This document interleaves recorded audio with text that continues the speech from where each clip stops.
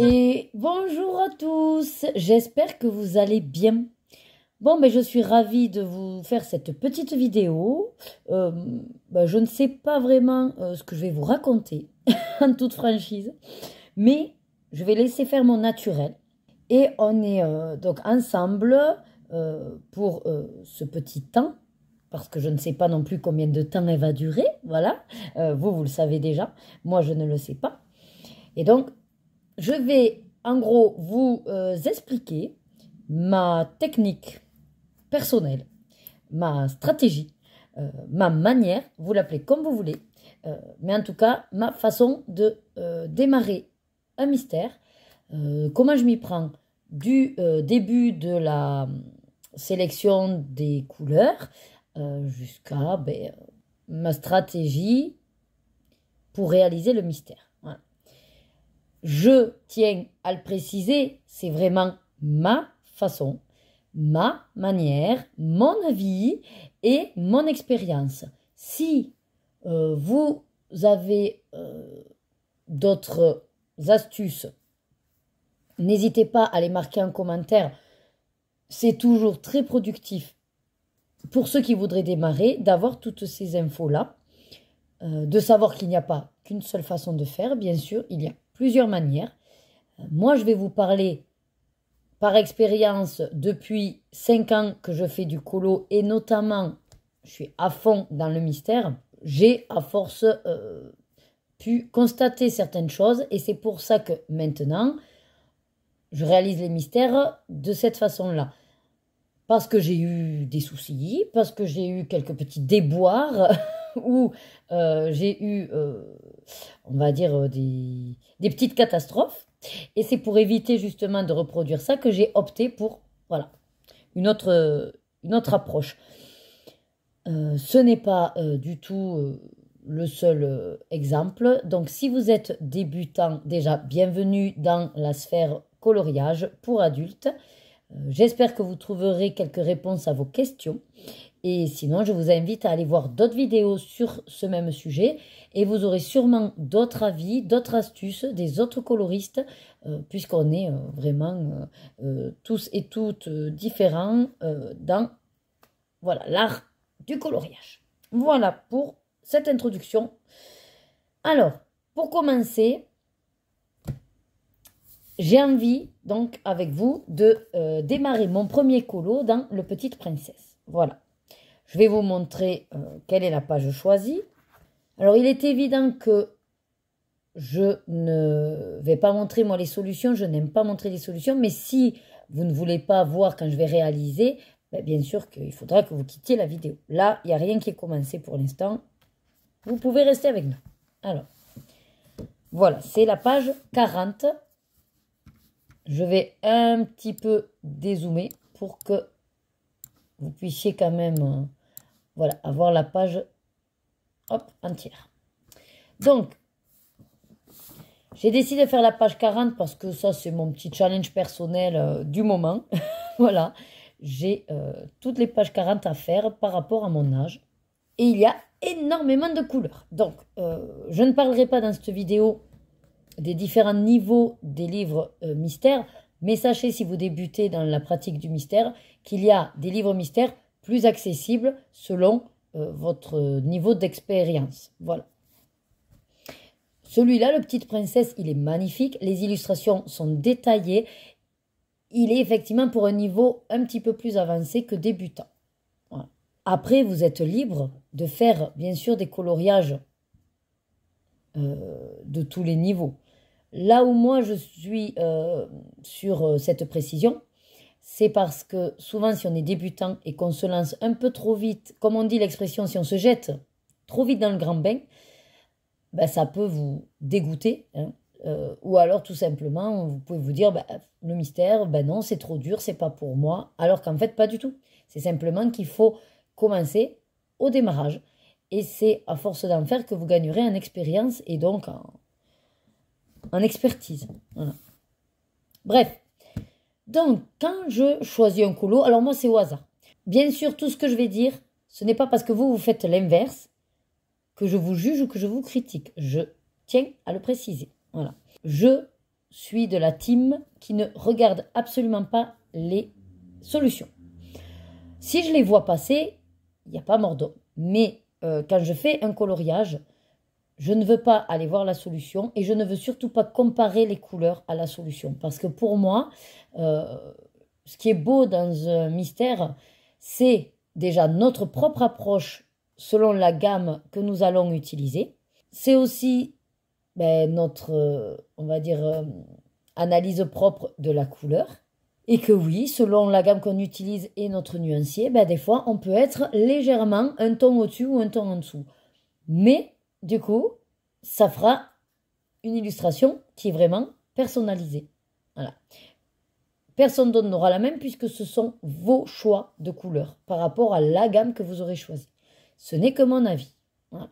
Moi, si c'est pour reproduire à l'exactitude au niveau des couleurs la solution, je me dis, ok, ça je le fais, mais dans ce cas-là, je vais prendre un colo classique avec une image de référence, et là, oui, je veux coller à l'image de référence, et je vais me baser sur l'image de référence.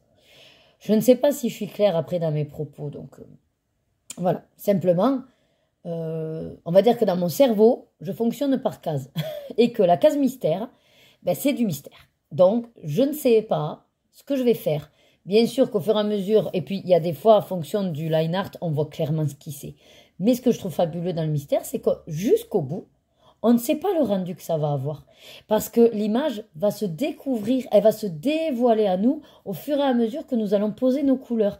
Donc, même si nos couleurs sont pas exactement les mêmes que la solution, il ne faut pas oublier que c'est fait de manière informatique. Donc oui, il y aura toujours une petite différence et on n'aura peut-être jamais la possibilité de trouver la teinte exacte. Donc moi, sur ça, voilà, je me suis libéré l'esprit, on va dire, et c'est pas grave.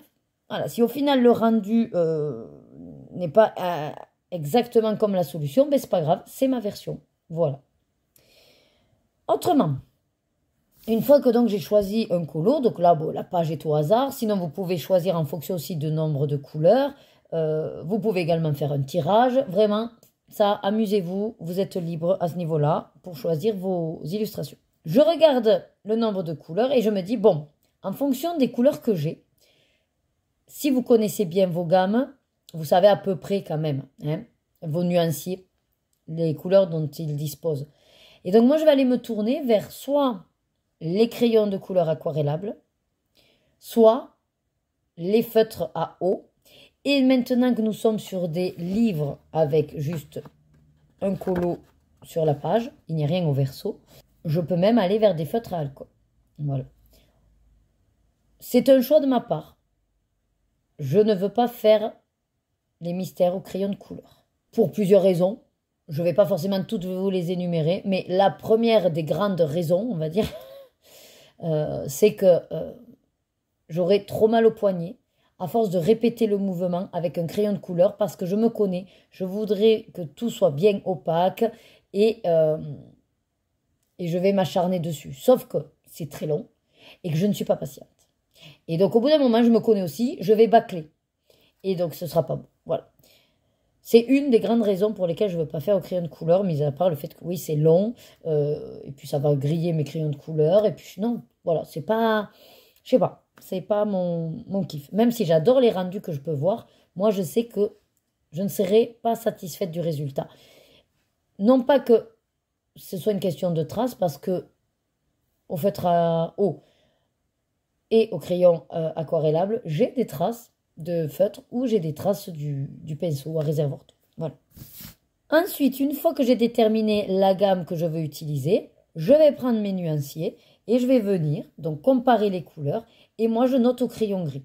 Avant j'écrivais au bic, puis je me suis dit c'est dommage, ça fait pas très beau parce que si je veux effacer, je serai toujours à temps de gommer. Voilà.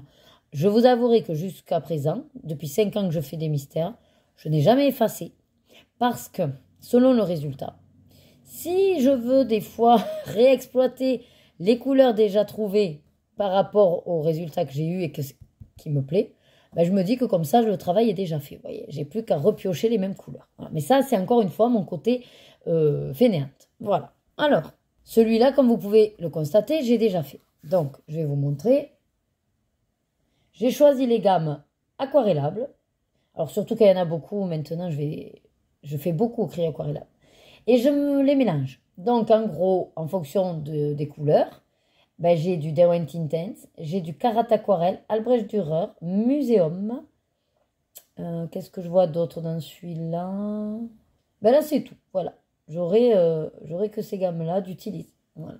L'idée étant de vous montrer comment je fais. C'est pour ça que, avant de m'attaquer au vif du sujet et à la réalisation et comment j'entreprends un coloriage mystère, on va d'abord faire la première étape qui est de choisir les couleurs.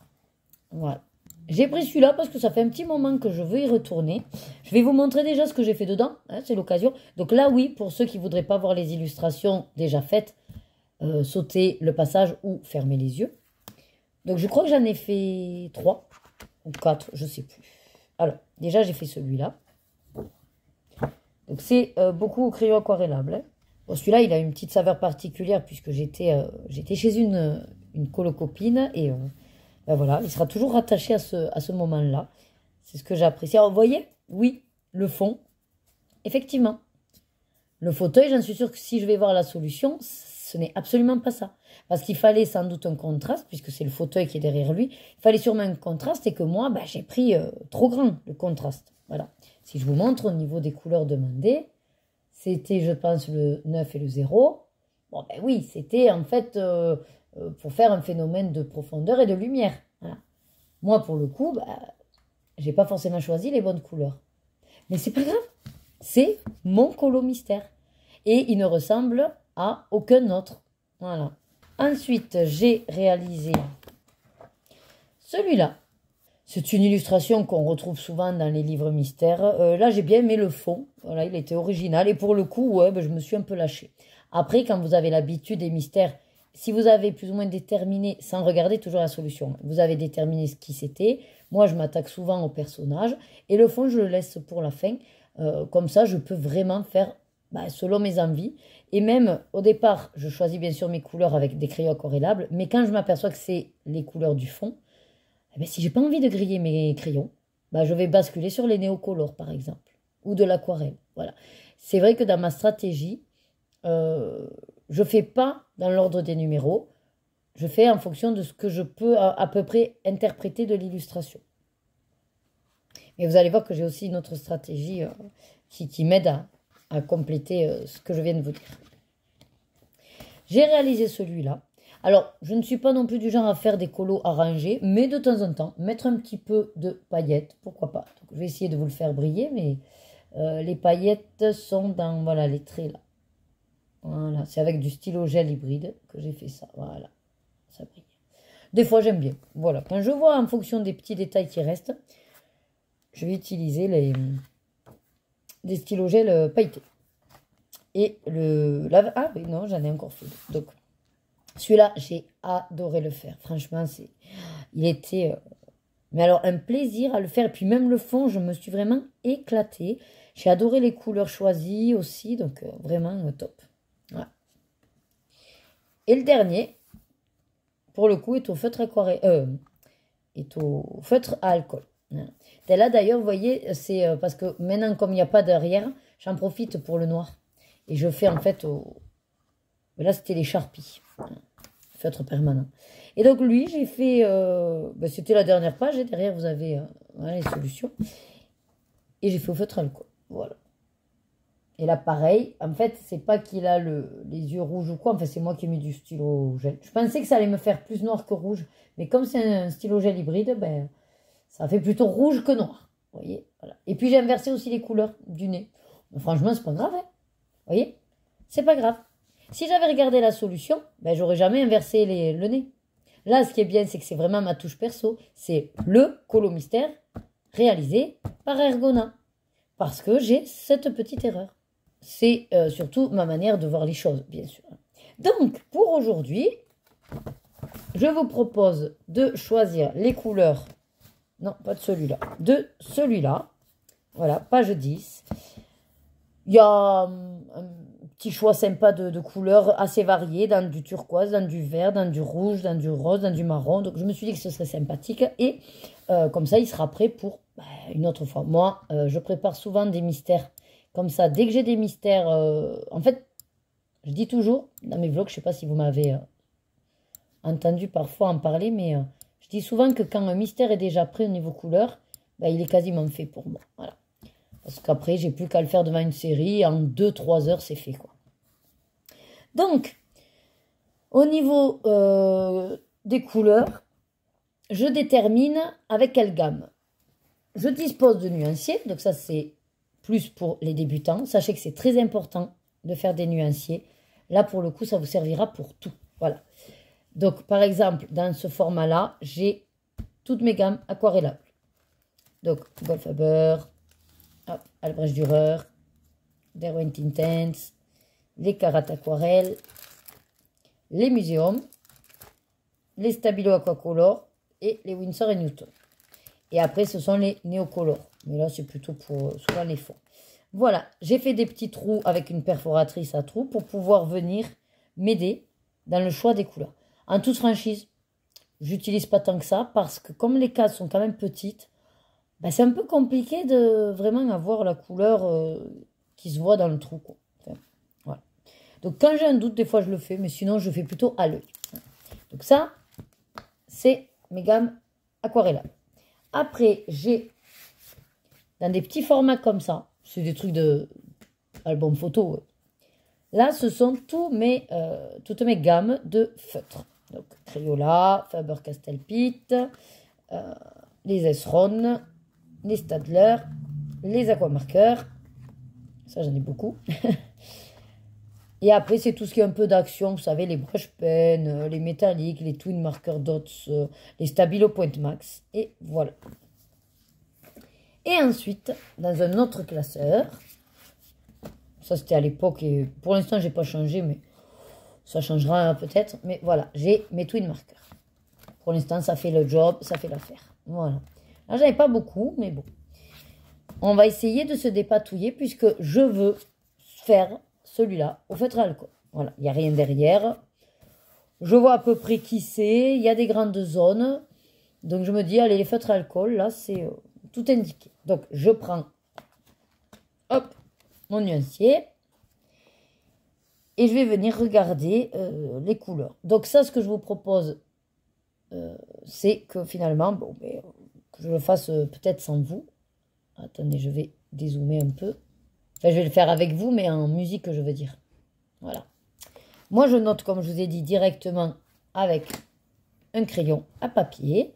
Et puis comme ça, après, quand j'ai un doute, des fois, je laisse un petit peu reposer. Parce que des fois, c'est à force d'avoir le nez dessus, on se rend plus compte trop de ce qu'on cherche. Là, on va faire simple, ensemble. Je vais essayer de voir avec vous le vert. Donc, on voit qu'il y a A et B. Le A est plus foncé que le B. Et par expérience, bon, je pense que c'est... ouais, voilà, c'est un peu le... Ouais, là, c'est le fond, c'est ça. Ça fait partie du décor. Le 1, souvent, sachez que c'est le noir. Donc, moi, ça, je ne choisis pas de truc en particulier. Je mets N pour noir. Voilà. Si des fois, dans les chartes, vous avez une autre couleur qui vous semblerait aussi noire, petite astuce, moi, je regarde souvent l'illustration. On voit clairement l'illustration. Et vous recherchez les yeux. Moi, pour savoir quel est le numéro qui correspond au noir quand il y a plusieurs couleurs sombres, à la base, on va dire que ce qui se fait, c'est le numéro 1. Mais il y a eu des fois, peut-être vous aurez des mystères ou ben non, ça ne s'est pas fait comme ça. Donc, petit conseil, moi, je regarde toujours les yeux. La pupille, en général, des personnages est noire. Donc, si je vois mon personnage et que je vois que, ah oui, ben là, c'est bon, c'est le numéro 1, c'est bien le 1 qui est la couleur noire. Ça, c'est déjà mon premier réflexe. Donc, une fois le noir éliminé, souvent, je commence par les couleurs les plus simples. C'est-à-dire, pour moi, déjà, c'est le vert qui est le plus simple. Alors après, là, c'est vraiment comme si j'étais sur un colo libre. On me dit plus ou moins une indication, mais après, c'est à moi de choisir.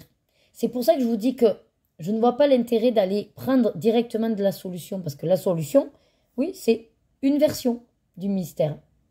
Mais si je m'approprie à peu près avec quand même la couleur demandée, mais que c'est moi qui vais jongler et juger quel sera le foncé, quel sera le clair, même si c'est pas le même vert exactement que la solution, c'est pas grave. Du moment que je reste sur le principe que A doit être plus foncé que B dans la couleur verte. Et donc, selon ce que j'ai devant moi en feutre à alcool, il n'y a pas vraiment les couleurs un peu claires parce que j'ai soit beaucoup de foncé, vous voyez, j'ai pas envie d'être sur autant de foncé. Je veux vraiment rester sur un vert un petit peu prairie. Donc, si jamais, vu qu'il m'en faut un foncé et un clair, ouais, je verrai bien peut-être ici. Et donc, pour le coup, ben, je vais prendre un bon décalage, c'est-à-dire un foncé, pourquoi pas le 242 ou le 243, et avec le clair qui serait le 234. Comme ça, je marque vraiment bien les ombres et la lumière, ce qui correspond plus ou moins à A et B. Dans l'idée, ouais, le 234, ce qui est sûr, c'est que ça me va bien que ce soit le clair. Donc, hop, je mets 234. Comme je vais tout utiliser en twin marker, moi, je mets simplement twin ici. Voilà, ça, c'est mon indication. Si, par exemple, je vais tout faire avec les Derwent Intense, je mettrai DI. Si c'est tout au muséum, je mets M. Si c'est Albrecht Dürer, je mets AD. Si c'est les Carat, je mets K. Voilà. Si, par contre, je sais que je vais mélanger les gammes, je vais l'écrire plutôt sous les carrés. Voilà. Bon, là, de toute façon, quand je fais les feutres alcool, je fais toute la gamme avec le feutre alcool. Donc. Enfin, toutes les couleurs avec la gamme. Donc, ok. Et donc, en plus foncé, celui-là, après, je regarde. Qu'est-ce qui irait mieux avec lui? Est-ce que j'en ai un derrière? Non. Donc, hop. C'est un peu trop, ouais. Non, le 242 peut être pas mal. Hein. Ouais, le 242. Voilà. Donc, pour le vert, c'est fait. Après, j'élimine ce qui est un peu facile aussi, c'est-à-dire le C, c'est du gris. Bon, ok, il n'y en a qu'un. Je vais aller chercher un gris. Voilà, ici. Et du coup, ben, je prends le gris qui me semble bien, quoi. Le CG5 me semble très bien. Ouais, il n'est ni trop foncé, ni trop clair. Allez, CG5. Ça, c'est fait aussi. Qu'est-ce qu'il y a de facile à déterminer? Le 7 et le 8, on est sur du turquoise bleu. Donc, un bleu, ouais, un bleu clair. Mais le 7 est un petit peu plus sur du turquoise. Donc, je vais d'abord aller chercher ma couleur foncée. Donc, sur le turquoise, et en général, voilà, c'est celui-là qui est le plus. C'est le 184, le teal blue. Voilà. Donc, je vais prendre le teal blue, 184. Et après, il faut que je trouve, par rapport à ce teal blue, un bleu clair. Alors, soit il est directement à côté, mais je vois que c'est pas tout à fait celui-là. C'est pas un bleu comme ça. Dans ce bleu, il y a une petite pointe quand même de vert. Ah, voilà. Là, j'en ai d'autres, vous voyez. Et donc, et même, j'ai pris le 184. Ouais, non, 184 va bien. Et du coup, en bleu plus turquoise bleu, quand même, ben, j'ai le 68, par exemple. Ou le 67, mais j'ai l'impression que 67 est pastel blue. C'est vrai que ça irait mieux que turquoise blue, peut-être. Alors, là, ce qui est bien, c'est que comme c'est sur deux pages différentes, ben, vous voyez, je fais ça. Voilà. Et je me mets les deux à peu près à côté. Et je vois. Si le truc me va bien, ben ok. Ouais, non, je préfère le 68. Ok, donc 68. Voilà. Et là, ça, c'est fait. Vous voyez un petit peu ma stratégie, c'est-à-dire qu'en fait, je ne fais pas forcément dans l'ordre des numéros, mais j'élimine les couleurs les plus simples à déterminer. Et puis après, quand c'est un peu cornélien, comme là, le 2, le 9, c'est kiff kiff bourricot. Bon, le 3, je vois que c'est quand même un rouge, mais peut-être pas, c'est peut-être le 0. À ce moment-là, il faut que je regarde un peu plus mon image et que je voie à peu près ce que ça veut représenter. Donc, je ne sais pas si vous avez vu qui c'est. C'est un petit personnage, un petit compagnon de Ariel, de la petite sirène. Donc, je vois à peu près comment il est. Du coup, effectivement, le 2 correspond ici et le 3 juste derrière pour donner ce relief à cette partie du corps. Très bien. Ouais, le 4 aussi, c'est pour faire des reflets lumineux, d'accord. Donc, le 9 et le 0, il faut que je trouve où ils sont. Parce que le 2, 3, 4, ça fait partie du corps, du personnage. Donc, 9 et 0... 9 et 0, déjà il faudrait que je les trouve parce que... Ah, là, ils sont sur... Ah, ben ils sont sur son corps. Ah oui, donc là c'est plutôt une partie du corps et là c'est son corps tout entier. Ouais, donc en fait c'est pour ça qu'on est un petit peu similaires. Ok. Très très bien. Eh ben alors on va faire ça. Après, il y a des couleurs qui reviennent régulièrement. C'est-à-dire que par exemple le 5, je ne sais pas si vous allez bien voir, mais pour moi, c'est souvent ce qui se rapproche du wine red. Vous voyez le vin rouge là. Vous avez le 2 qui est aussi un peu tout ce qui est au burn. Le truc c'est qu'en feutre à alcool, je n'ai pas énormément non plus de couleurs. Ah si, j'ai le 247, il serait top. Mais alors il serait top pourquoi? Le 2 ou le 9? En fait, il faut que je détermine quelle partie de son corps est plus claire et plus foncée que l'autre. Donc comme j'ai pas forcément envie d'aller voir une photo de référence et que c'est pas grave, voilà, encore une fois je vous le répète, c'est pas grave. Je vais partir dans l'idée que... mais moi, j'ai l'impression que le 2 et le 9, en fait, on est un peu kiff-kiff. Hein. On est kiff-kiff. Donc, est-ce qu'au pire, pour une fois, ben, tant pis, 2 et 9, ce serait la même couleur. Et je m'embête pas trop. Pourquoi pas. Donc, je vais mettre 247. Et je vais mettre une astérisque. Ce qui veut dire que, voilà, là, au moment où je le ferai, ben, je verrai. Sachant que c'est les couleurs foncées, donc je ne les ferai pas de suite. Voilà, dans ma stratégie, hein. Ici, donc après, il faut un truc un peu rouge. Et là, un petit peu de corps. Le 4, c'est du corps saumoné. J'ai le 140 qui sera pile poil, nickel. C'est ce qu'il faut, tout à fait. 140. Ensuite, j'ai... donc voilà, on va aller dans les rouges un peu rose. Ouais, le Deep Red peut être sympa. Alors, déjà, le 0, pour moi, c'est celui qui est le plus rouge, dark, trash.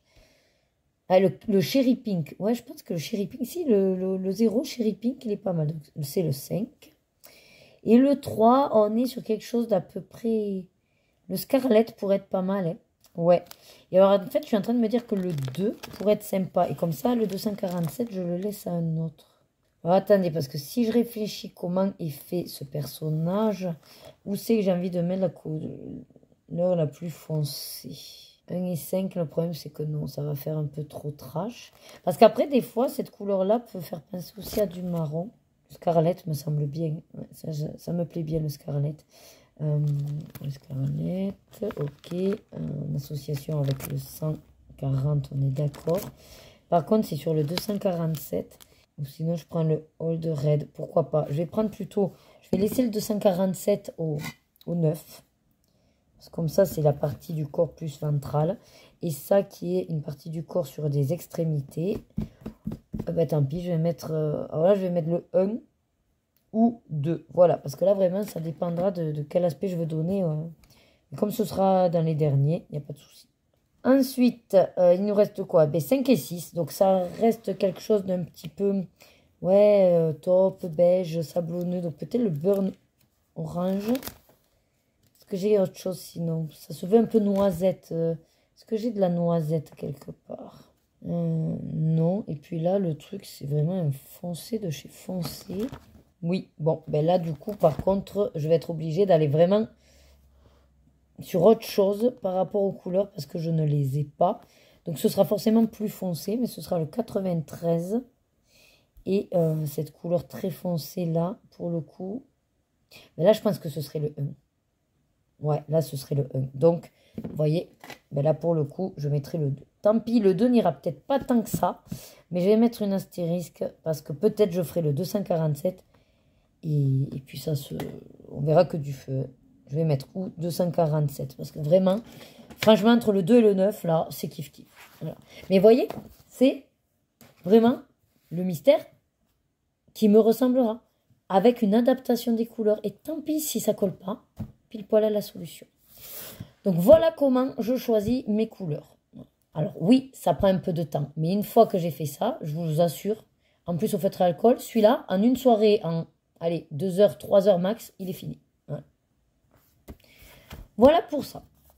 Alors maintenant, ce que je vous propose, on rebascule sur le Petite Princesse. Donc j'ai, pour le coup, déjà fait l'étape qu'on vient de faire ensemble, de choisir ma gamme. Et nous allons commencer. Alors, je ne vais pas faire bien sûr tout le mystère avec vous. Ce n'est pas le but. C'est juste de vous dire ma stratégie. Comment j'aborde un mystère. Et en plus, bon, avec autant de couleurs. Mais s'il y en avait moins, c'est exactement la même stratégie. Sachez-le. Tout simplement, moi, je commence par les couleurs les plus claires.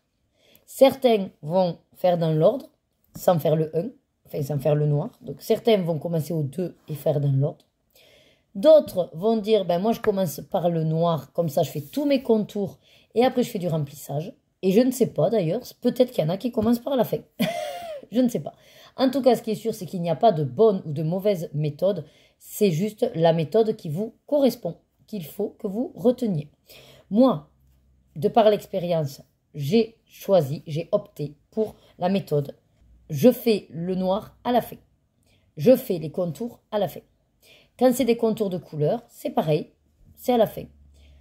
Pourquoi? Parce que avec surtout les feutres à eau, il se trouve que si vous commencez par le noir ou les couleurs sombres, quand vous allez faire les couleurs claires, il ne faut pas se mentir, on déborde toujours un peu. Hein. Je vous parle avec les feutres, attention, on sort de la pratique du crayon de couleur. Hein. C'est encore autre chose, le crayon de couleur, et je n'en parlerai pas étant donné que je n'ai pas d'expérience là-dessus. Moi, je vous parle quand vous choisissez les feutres. Et ça vaut pour les crayons aquarellables, à mon avis. Voilà. En tout cas, je le fais aussi et ça marche très bien. Je ne fais jamais les contours avant parce que ça bave. Les feutres à eau, quand vous avez du coup une couleur claire, amusez-vous sur une feuille. Vous faites votre trait noir, alors que ce soit au stabilo, alors peut-être pas au Posca, peut-être que la peinture acrylique ne bave pas. En tout cas, moi je n'ai jamais fait avec la peinture acrylique, j'ai toujours fait le noir avec le Stabilo Point Max. Voilà, je vous sors un peu mes noirs. Donc, quand je peux traverser, j'utilise le Sharpie. Voilà. Sinon, j'ai des noirs stylo encre, mais ça, c'est pareil, il faut être sûr que ça traverse ou pas. Donc, je tente d'abord, mais je crois que celui-là, par exemple, il traverse, c'est fluide. Sinon, bah, je vais utiliser les Color Peps, feutre à eau, il n'y a pas de problème. J'utilise quoi d'autre? Beaucoup Aquamarker, pareil, feutre à eau. Sinon, bon, j'ai quand même le Posca pour faire les petits détails. J'ai bien sûr mes crayons aquarellables. Voilà. Et sinon, ce que j'utilise beaucoup, moi, c'est le Stabilo Point Max. Voilà, ça, c'est à peu près mes crayons. Après, enfin, mes feutres pour faire les noirs. J'ai ce genre de choses. De toute façon, j'ai mis tous les noirs ensemble parce qu'en fonction des petits détails ou pas, ben, je vais utiliser aussi les pointes. Là, par exemple, c'est les Staedtler Triplus Fan Line et vous avez une mine, voilà, toute ritiki. Donc, des fois, pour faire les petits détails, ça peut être pratique. Là, c'est un stylo Bic. Là, j'ai encore donc, aquarellable. Là, par contre, c'est pas du tout... Non, Stabilo Color, c'est un simple crayon. Là aussi, sûrement. C'est, ouais, Stabilo. Et voilà, c'est les noirs que je trouve. Là, voilà, il y a le Stabilo Trio. Ça, c'est un simple crayon de couleur. Des fois, pourquoi pas. Ça dépend. Je vais les utiliser. Voilà. Et sinon, mais j'ai les dupes de Posca, les paint markers aussi, qui sont amorcés, voilà. En tout cas, on va dire, je les évacue, voilà, d'une manière ou d'une autre. Donc, le noir sera toujours fait chez moi à la fin. Parce que, par expérience, quand j'avais fait une fois le noir, et qu'après j'ai fait mes couleurs claires, j'ai bavé. J'ai le noir qui est venu dans le clair, ça faisait des méga traces, c'était dégoûtant. Voilà. Ça, déjà, c'est une des raisons. Autre raison, que j'apprécie de faire le noir ou les contours à la fin, c'est comme je vous disais encore une fois, je déborde un petit peu. Et dans le cadre où je déborde, ben, je préfère ne pas trop me prendre la tête. Bon, je fais attention, mais si je déborde, c'est pas grave. Et le noir va venir finaliser le colo, puisqu'il va prendre le dessus sur n'importe quelle couleur. Et il va vraiment venir rendre le rendu propre. Voilà. Et entre nous, j'ai pas fait beaucoup de feutres à acrylique, mais si j'en utilisais beaucoup des feutres acryliques, ce serait la même stratégie. Parce que même si ça bave pas, le feutre acrylique noir, mais comme par-dessus un feutre acrylique jaune peut très bien faire un trait ou déborder, ben, j'ai pas envie, ça c'est mon côté fainéante, j'ai pas envie de me retaper, de faire les contours noirs parce que j'aurais débordé. Voyez. Donc dans mon idée à moi, je fais l'intérieur et je viens finaliser proprement, une fois pour toutes à la fin, les contours. Voilà. Donc ça, c'est une de mes grosses stratégies d'action. Et donc, à partir de là, ben, j'ai dit, ben, dans le même principe et la même logique, tu vas commencer avec les couleurs claires. Donc, on s'attaque d'abord à faire toutes les couleurs claires. Claires et intermédiaires. Voilà. Et en fonction de l'illustration, quand elle se révèle, ben, je vais effectivement aussi adapter. Et si je vois que c'est un contour, ben, je ne le fais pas. Voilà. Et après, comme ça aussi, je papillonne. C'est-à-dire que du coup, au lieu de faire dans l'ordre, en fonction des couleurs, déjà, je vais jouer à aller un peu partout dans le colo et j'aime beaucoup. Voilà. Quoi vous dire d'autre? Là, je pense qu'on est bon.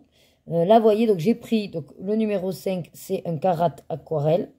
Donc, numéro 5. Alors, après, ce que j'apprécie, c'est la recherche, bien sûr, la recherche des numéros. Hop, comme c'est là des petits détails, j'aime bien quand même avoir une mine. Alors, souvent, la couleur claire bleu ciel, c'est pour faire le côté relief dans quelque chose de blanc, vous voyez, dans le blanc des yeux, ou alors s'il y a des jupons, ou alors s'il y a des parties blanches, c'est ce qui va faire le côté, comment dire, ouais, ressortir le côté finalement blanc en mettant du bleu, un peu comme la neige, vous voyez. Alors, ce que j'aime aussi, donc là je vais vous montrer un petit peu, c'est que le crayon aquarellable, on pourrait dire oui, mais tu fais également un mouvement de poignet répétitif. Ouais, mais pas aussi crispé que si c'était des crayons de couleur classiques, parce que une fois que c'est posé, c'est posé. Là, je m'en fiche un peu entre nous, parce que je sais qu'après, n'importe quelle trace que je peux faire vont venir s'estomper avec le pinceau à réservoir d'eau, et toute la couleur va se révéler, et je vous assure que j'adore ça. Quand la couleur comme ça se révèle à nous. Alors après, c'est vrai que quand vous avez des zones blanches, il faut faire attention. Alors moi, par expérience, j'arrive à vite repérer avec les yeux. Donc, je ne fais pas forcément les contours des formes que je dois colorier. Mais si vous n'êtes pas, dans un premier temps, adepte et à l'aise, ben, rien ne vous empêche, vous voyez, par exemple là, de faire le contour de toutes les zones numéro 5. Comme ça, vous êtes sûr de ne pas oublier voilà, de zones et surtout de ne pas colorier ce qu'il ne faut pas colorer. Et après, vous venez combler. Voilà, c'est une stratégie aussi. Voilà. Donc là, j'ai à peu près repéré de toute façon l'illustration. Et je vois à peu près là ce que j'ai fait. Donc j'essaye de regarder en balayant rapidement. Mais là, c'est pareil. C'est-à-dire que si je vois ailleurs, je fais. Mais si je vois pas, c'est pas grave. Je garde la couleur de côté tant que mon colo n'est pas fini.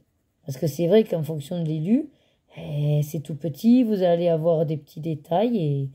Puis vous aurez besoin peut-être de la couleur parce que quand vous allez passer, vous allez dire « Ah ben oui, j'en ai encore un là. Ah ben là aussi. » Là, je pense que c'est bon. Ouais. Et donc, une fois que j'ai posé ma couleur, pareil. Alors, c'est peut-être parce que sur ça, je suis un peu... j'ai des tocs, je sais pas. Ah, d'ailleurs, j'ai oublié de vous dire, mais ce qu'il faut aussi, c'est vous mettre une feuille en dessous. Même si c'est au crayon ou quoi. Toujours bien parce que vous pouvez appuyer trop fort et que ça... Bon là, non, il n'y a pas d'image derrière. Mais quand il y a des images derrière, vous avez l'encre qui peut se transférer sur le colo. Et donc, dans la réalisation, j'aquarelle de suite. Hors de question, pour moi, de faire d'abord toutes les couleurs. Et après, de venir tout aquareller. Parce que j'ai trop peur. Et il me semble pour moi que ce serait évident qu'en fait, si je fais ça, je risque de baver, en fait. Si je mets déjà toutes mes couleurs, mais du coup, je risque en aquarellant une, que j'aquarelle un autre et que les couleurs se mélangent et tout ça, tout ça. Donc, moi, je fais une couleur, je pose le pigment et après, j'aquarelle. Voilà. Et vous voyez, je m'en fiche d'être à peu près précise. Bon, mis à part que je ne passe pas dans les zones blanches. Mais sinon, si je déborde un petit peu là quand j'aquarelle sur le numéro 1, ben je m'en fiche, j'ai vu que c'était le noir. À la fin, le noir viendra facilement recouvrir ma couleur la plus claire. Sans aucun souci. Et donc, ça restera quand même propre. Voilà. Et là, ma couleur 5 est faite. Alors, en général, j'enchaîne avec... hop, je vous montre. En général, j'enchaîne avec son intermédiaire. Enfin, à côté. Voilà. Mais sinon, je peux partir sur, par exemple, le X. Puis le E.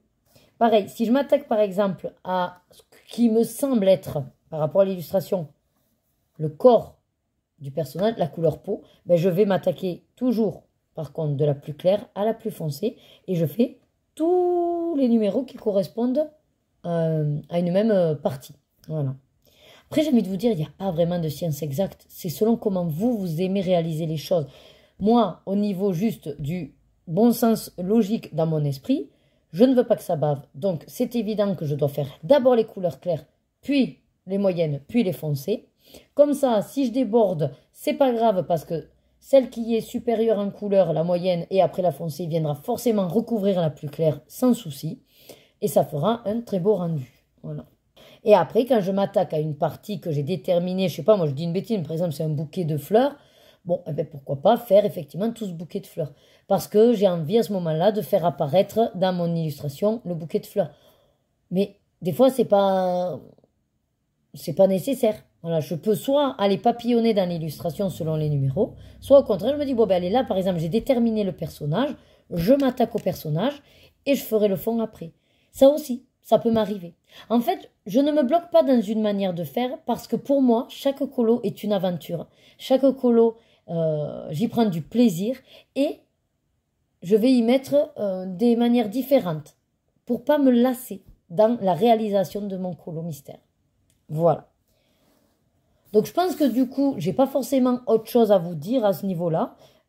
J'espère avoir été assez claire. On est sur quand même un bon 3/4 d'heure, donc je vous avais dit que voilà, ça allait être une vidéo un petit peu longue. Je réfléchis, qu'est-ce que j'aurais pu oublier, mais je vous ai tout dit. J'attaque d'abord par les couleurs claires.